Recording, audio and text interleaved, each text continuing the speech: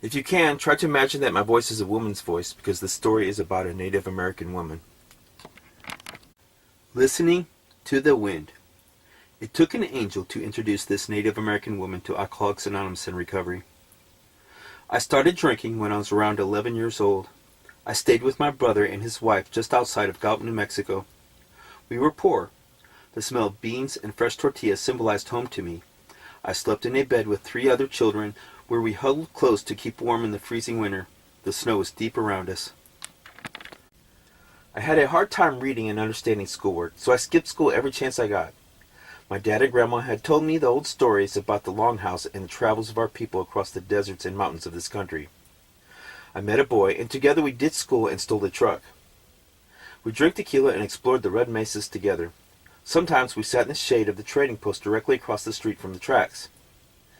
When the train rumbled through the dusty small town near the reservation, it promised glamorous places far away.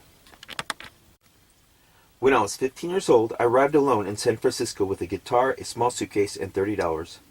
I went to several taverns and coffee houses in search of a job singing. I believed I could pursue a career as a performer. 3 days later, I found myself sleeping in a doorway to stay out of the rain that had fallen all day. I was broke and cold and had nowhere else to go. The only thing I had left was my pride, which prevented me from trying to reach my brother by phone or finding my way back to the only people who ever really knew me. Sometime in the middle of the long, restless night, a kindly middle-aged white man laid his hand on my shoulder. "Come on, young lady," he said. "Let's get you someplace warm and give you something to eat."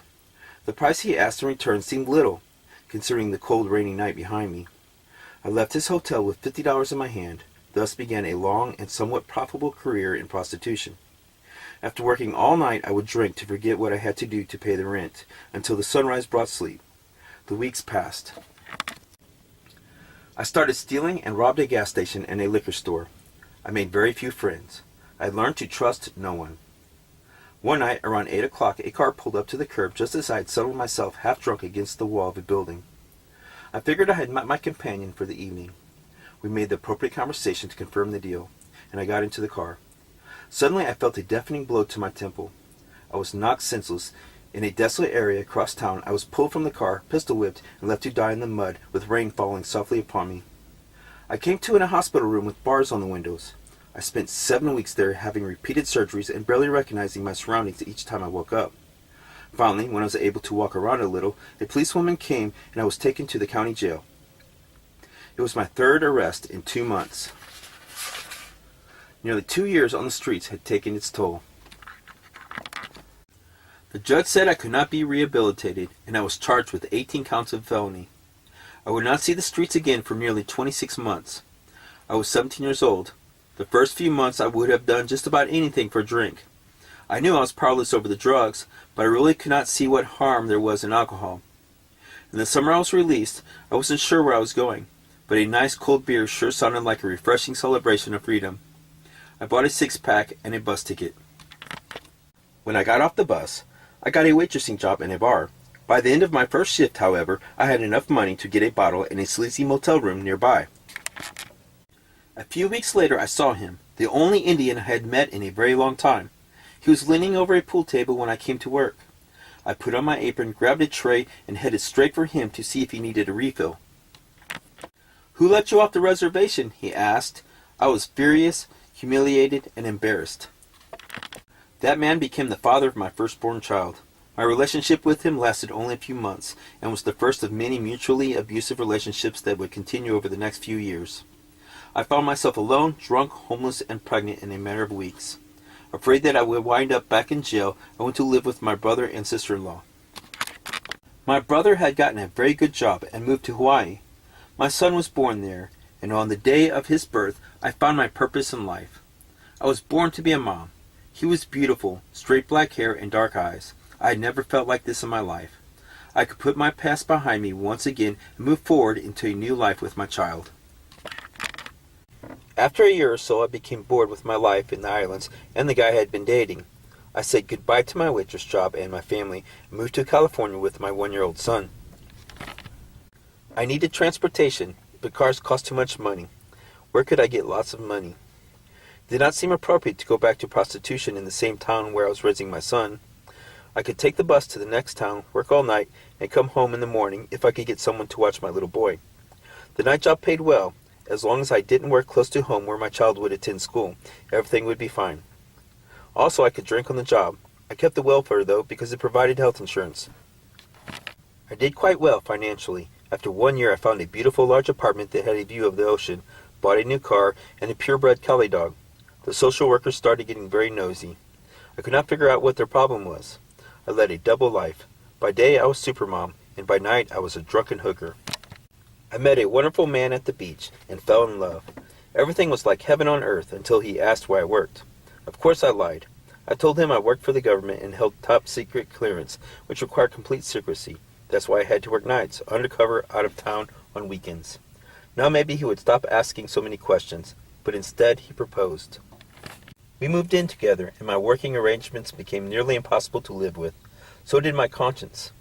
One night on my way to work, I sat in rush hour traffic on the freeway. I broke down in tears and felt all the lies of my life burst open inside of me. I hated myself and wanted to die. I couldn't tell them the truth, but I couldn't continue to lie to him either. Suddenly a great light came on. It was the best idea I had ever had. I got off the freeway at the next ramp, drove home, and told him I got fired. He took it well, and we celebrated with a huge bottle of wine.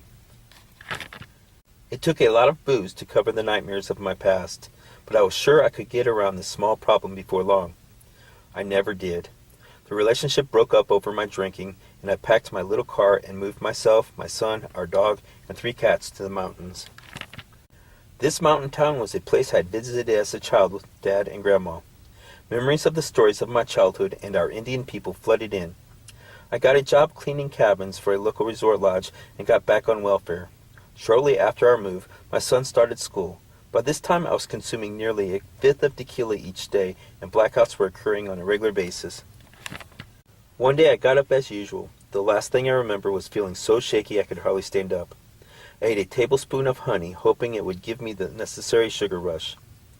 The next conscious memory was the emergency room. They said I was suffering from malnutrition. I was nearly 30 pounds underweight. They had the audacity to ask me how much I drank. What could that possibly have to do with anything? I promised I would never do it again.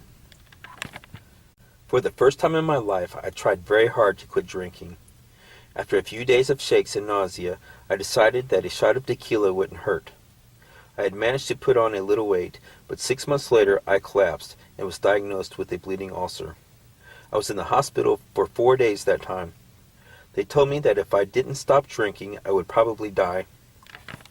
My son called his grandparents, and they traveled to the mountains to visit us. I had not seen them for years. We got along much better than I expected. The relationship they formed with my son was incredible. My dad took his grandson hiking in the wilderness, and Mom helped out with looking after him while I worked. My health continued to fail. My parents wound up moving to our town in an attempt to help their grandson and me. My dad and I decided to go to a Native American gathering. I had not been to one of these powwows since I was a child. When we heard the drums and watched the dancers, I felt some great passion swell up inside me. I felt like an outsider. I wanted a drink. I wore my hair down to my waist and wore a lot of turquoise jewelry I had collected over the years. I looked like the people, but I certainly did not feel like one of them. I felt as if they knew something I did not. In an effort to prove I was getting better, I started hitting the streets again in order to make more money. I told my parents that I was going down the mountain to visit friends.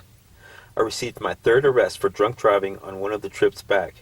After working all weekend, the night in jail seemed a long time to go without a drink.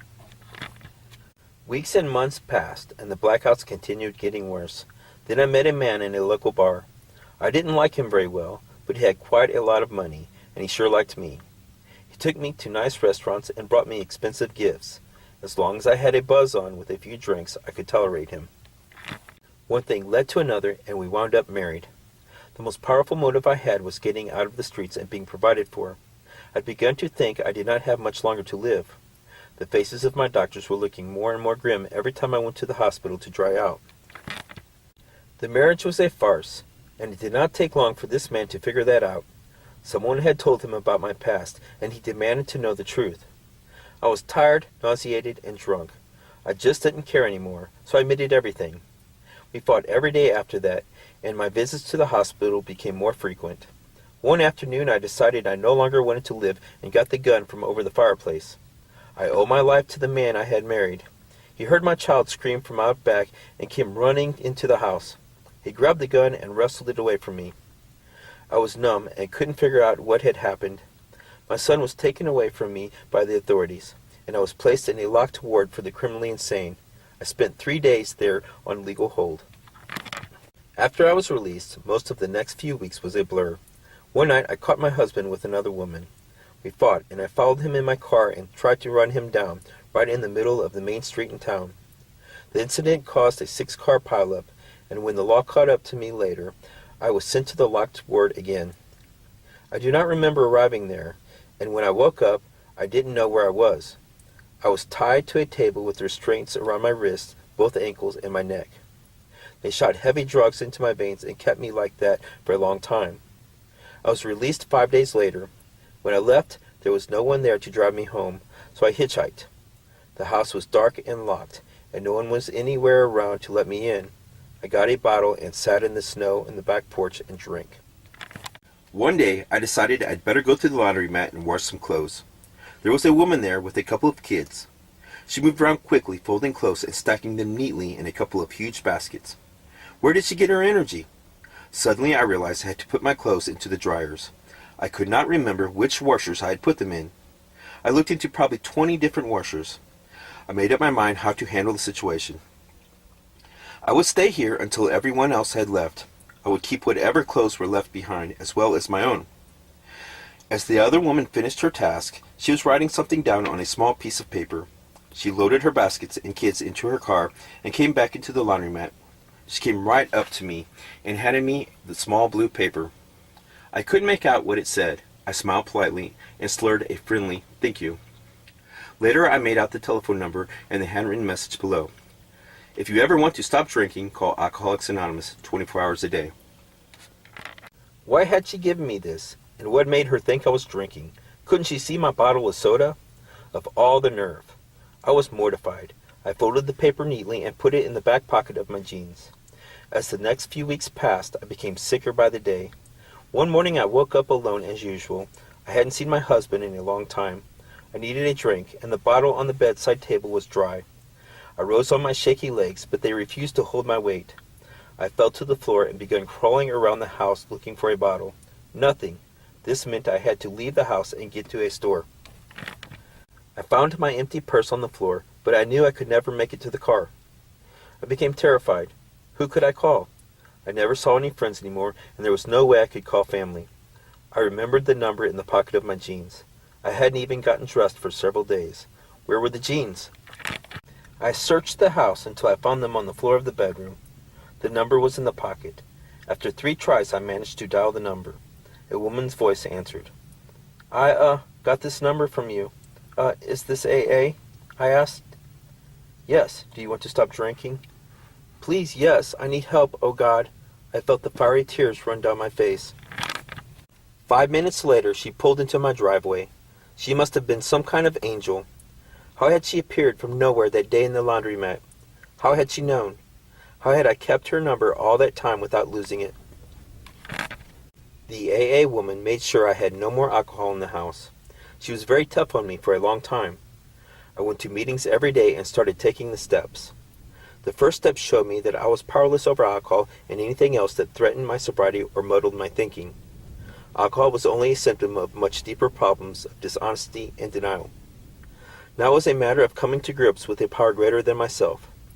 That was very hard for me. How could all these white people even begin to think they could understand me? So they brought a sober Indian woman to work with me for a day. That was a very powerful day. That Indian woman cut me no slack at all. I will never forget her. She convinced me I was not unique. She said these white folks were the best thing that ever happened to me. Where would you be without them? She asked. What are the alternatives? Got any better ideas for yourself? How many Indians do you know who are going to help you sober up? At the time, I couldn't think of any. I surrendered behind the tears of no answers and decided to do it their way. I found the power greater than myself to be the magic above the heads of the people in the meetings. I chose to call that magic Great Spirit. The 12 steps worked like a crowbar, prying into my dishonesty and fear. I didn't like the things I learned about myself, but I didn't want to go back where I had come from. I found out that there was no substance on the planet that could help me get honest. I would do just about anything to avoid working on myself. The thing that kept me sober until I got a grip on honesty was the love in the rooms of Alcoholics Anonymous. I made some friends for the first time in my life, real friends that cared even when I was broke and feeling desperate. At 22 months of sobriety, I was finally able to complete an honest inventory. The 5th step enabled me to see my part in my resentments and fears. In the chapter, How It Works, in the Big Book, I was shown some questions. The answers to these questions provided me with knowledge about my reactions to the conditions in my life. Every response to every resentment, real or imagined, had been sick and self-destructive. I was allowing others to control my sense of well-being and behavior. I came to understand that the behavior, opinions, and thoughts of others were none of my business. The only business I was to be concerned with was my own. I asked my higher power to remove from me everything that stood in the way of my usefulness to him and others, and to help me build a new life. I met my current husband in an AA meeting. Together we carried the message to Indian people on reservations all over the country. I started at the 5th grade level in school when I had been sober nearly 2 years. After college, I started my own business. Today I publish the books I write. Our daughter was born during my early sobriety, and she's in high school now. She has never seen her mother take a drink. Our family has returned to the spirituality of our ancestors. We attend sweat lodges and other ancient ceremonies with our people on sovereign native land. We take panels of sober natives into Indian boarding schools and institutions and share about recovery. My life is filled with honesty today. Every action, word, prayer, and 12-step call is an investment in my spiritual freedom and fulfillment. I'm in love and proud to be Native American. At an AA meeting on an Indian reservation, I heard the words, "Sobriety is traditional." I stand at the top of the sacred mountain and listen to the wind. I have a conscious daily contact with my Creator today, and He loves me. Everything is sacred as a result of the 12 steps and the love and recovery in Alcoholics Anonymous.